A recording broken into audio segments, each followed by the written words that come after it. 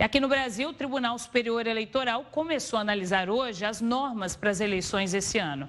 A Corte recebeu sugestões durante audiências públicas em janeiro. E a partir de agora, o tribunal começa a definir resoluções e normas que vão orientar os partidos políticos, as coligações e as federações partidárias, os candidatos e também os eleitores. As decisões guiam o que vai ser permitido e o que vai ser vedado durante as eleições municipais desse ano. E a prioridade é a resolução que deve disciplinar o uso da inteligência artificial nas campanhas e a auditoria nos algoritmos das redes sociais usadas no Brasil. Sobre essa questão do uso das ferramentas de inteligência artificial nas eleições, a gente conversa agora com Bruno Bione, que é diretor fundador da Data Privacy no Brasil e participou de uma comissão de juristas responsável por auxiliar o Senado na redação de um texto de projeto de lei sobre a aplicação da inteligência artificial no Brasil. Bruno, muito boa tarde para você, muito bom ter você aqui com a gente no Hora News. Boa tarde, o prazer é todo meu. Obrigado pela oportunidade de conversar com você e com os assinantes da Record. Bruno, a gente viu já nas últimas eleições a série de problemas que podem ser provocados, né, por conta da veiculação de notícias falsas, da desinformação.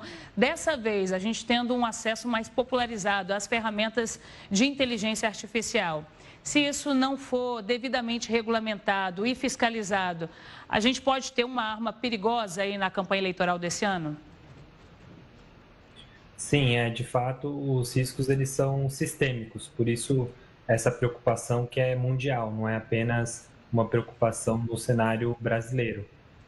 Inclusive, se a gente for verificar as próprias engrenagens pelo qual fake news ou campanhas de informação elas são produzidas, a gente tem com a chegada das chamadas IAs generativas um barateamento pelo qual isso pode ser feito. Então, hoje, para você fabricar um vídeo ou para você emular uma voz e disseminar fake news é muito mais barato e muito mais rápido. Daí, a gente perceber que há uma preocupação mundial sobre esse risco sistêmico de como que essas tecnologias chegaram para valer e irão ter um impacto significativo no jogo democrático.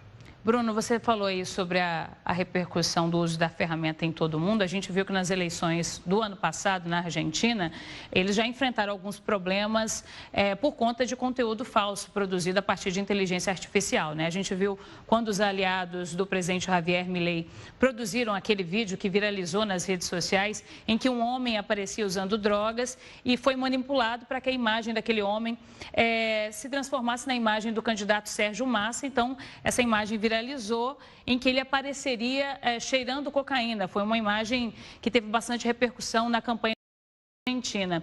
De que forma que esse assunto está sendo discutido em todo o mundo, principalmente com foco nas campanhas eleitorais, nas eleições de vários países?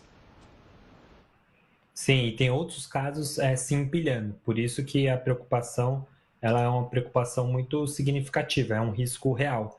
A gente teve outros casos agora recentes, como por exemplo no próprios Estados Unidos, onde que um robô simulava uma ligação do próprio presidente e candidato à reeleição Biden para que alguns eleitores não fossem votar nas primárias. A gente chegou a também ver casos, inclusive acontecendo no Brasil, onde que um determinado prefeito foi simulado um vídeo, uma voz, uma fala, onde que ele diria para votar no candidato oposto. Enfim, os casos eles já estão acontecendo. Como eu disse, a mudança ela é quantitativa e qualitativa. Então, como que a gente enfrenta isso? Não tem uma solução bala de prata. Vai ser um esforço necessariamente para além do Tribunal Superior Eleitoral, e aqui a gente tem que falar que o Tribunal Superior Eleitoral vem fazendo um trabalho louvável, tem atualizado todas as resoluções sistematicamente para endereçar esses riscos e também os benefícios dessa nova tecnologia, e o tribunal inaugurou há 4, 6 anos atrás um programa de combate à desinformação, onde ele tem credenciado organizações da sociedade civil para ajudar na verificação, na checagem de fatos, para inclusive informar o tribunal quais são os conteúdos de desinformação que mais engajam, e também tem chamado para colaboração às próprias plataformas. O próprio tribunal tem vários acordos de cooperação, colaboração que poderiam e deveriam ser revisitados justamente nesse momento de preparação para o próximo pleito eleitoral. Então, é sobretudo um trabalho coletivo, diria eu, que teria a potência necessária para enfrentar esse risco sistêmico que chega agora relacionado à desinformação e inteligência artificial. Ô Bruno, e para isso, para conseguir fazer essa fiscalização da forma adequada, vai ser preciso ter acesso também a ferramentas de alta tecnologia, né? Porque a gente vê que muitos conteúdos que têm sido produzidos, eles são muito semelhantes a um conteúdo real. Fazer essa distinção é muito complicado, né? É um trabalho bem complexo, né?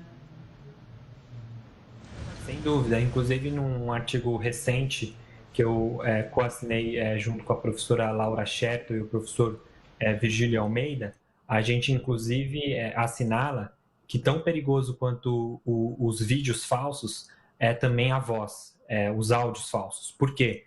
Porque quando você se depara com um áudio falso, você não tem outros elementos contextuais pelo qual você poderia identificar que aquilo foi um conteúdo sintético, que a gente chama de um conteúdo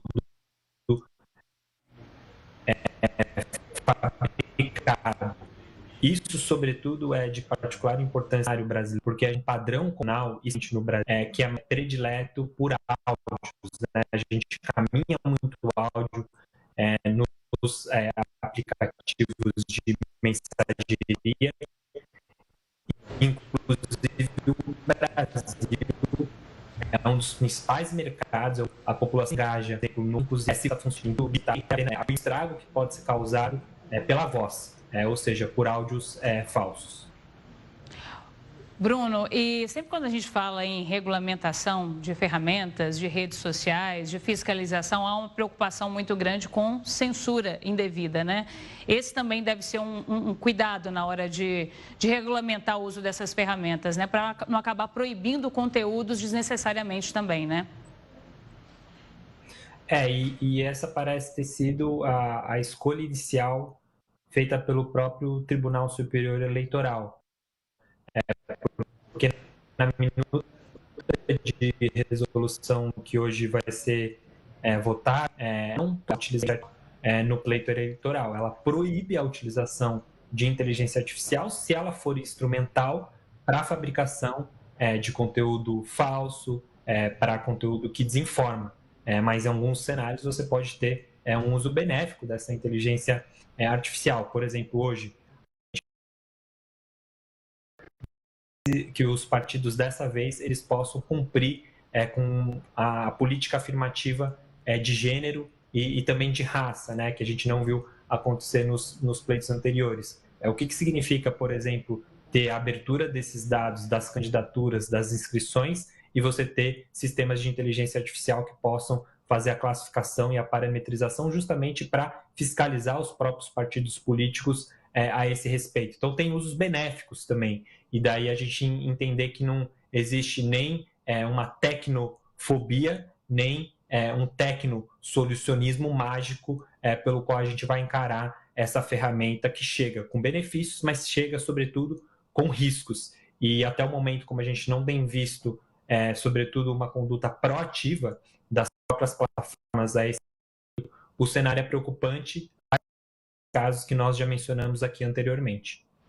Bruno, agora imagino eu que o texto tem que ser bem claro nesse sentido, a análise de cada caso, porque me parece uma linha muito tênue ali entre o que é permitido e o que não é, né? Num primeiro momento, dentro das sugestões, dentro do que é discutido, até que ponto seria permitido usar ferramentas de inteligência artificial na campanha eleitoral?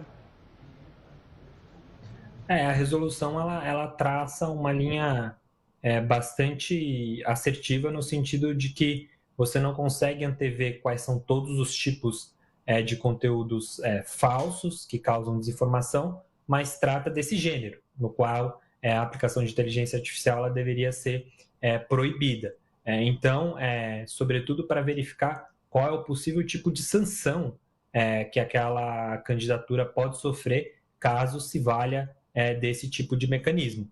Agora, a gente tem que olhar isso também a perspectiva para além das eleições, para a própria perspectiva democrática, porque desinformação vai muito além também só dos pleitos eleitorais. Desinformação tem a ver com violência de gênero, desinformação tem a ver com outros tipos de questões que acontecem para além dos pleitos eleitorais. E por isso que o que você mencionou no início da nossa conversa é muito importante. É preciso que o Brasil avance numa lei sobre inteligência artificial para tentar verificar como governar essa tecnologia que já atravessa o nosso dia a dia. Inteligência artificial é utilizado desde para a tomada de crédito no seu banco, com os chamados credit scoring, até passando pelo uso para o próprio governo, que às vezes pode utilizar isso para a elegibilidade de uma pessoa para uma determinada política pública, até mesmo para o direcionamento de conteúdo ou de publicidade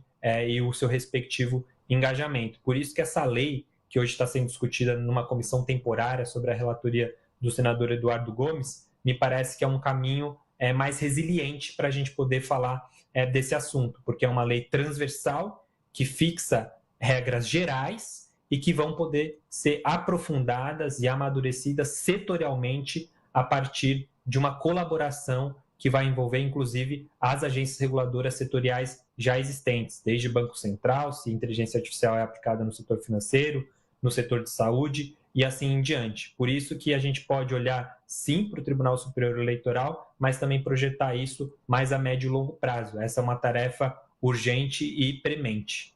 É bem o que você falou, né, Bruno? É chegar a uma regulamentação que possibilite um uso mais adequado dessas ferramentas para que a gente otimize os benefícios que elas possam trazer e atenue ali os problemas que possam ser gerados pelo uso delas, mas sem chegar a uma tecnofobia, a um pensamento de que as novas tecnologias são sempre para o mal, né? Como você disse, elas podem ajudar numa série de coisas, o que precisa ter uma fiscalização adequada. Bruno, muito obrigada, viu, pela sua participação e por todos os esclarecimentos que você trouxe para a gente.